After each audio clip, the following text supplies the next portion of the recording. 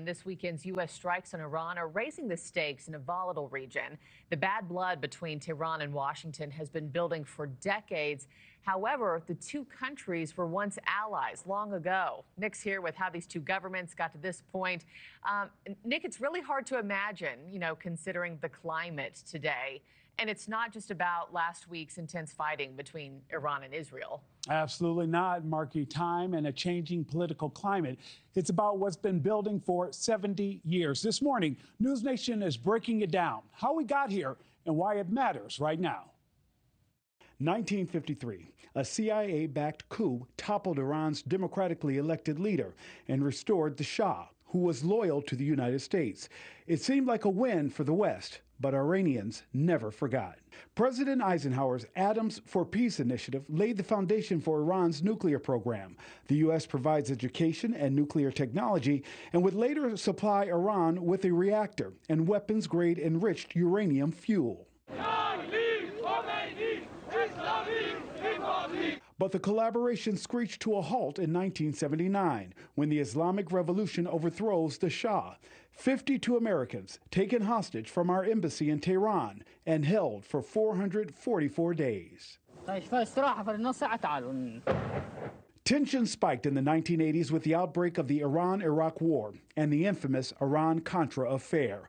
A decade marred by sanctions, spies, and standoffs in the Strait of Hormuz ended with what appeared to be the powder keg erupting. 1988, a U.S. warship nearly sunk by an Iranian mine. President Reagan ordering retaliatory attacks as part of Operation Praying Mantis.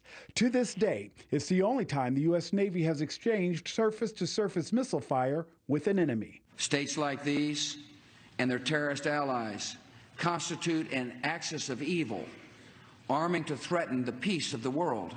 Relations only soured in the aftermath of the 9/11 attacks. President George W. Bush labels Iran as one-third of the axis of evil, alongside Iraq and North Korea. But then, seemingly, a breakthrough. The 2015 nuclear deal meant to limit Iran's program and restore ties.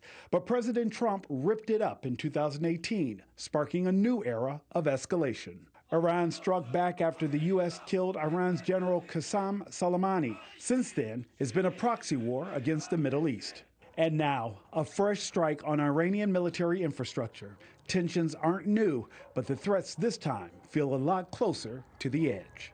And this isn't just a military flashpoint, it's a political one. With the nuclear deal dead, hardliners on both sides gaining power and retaliation likely.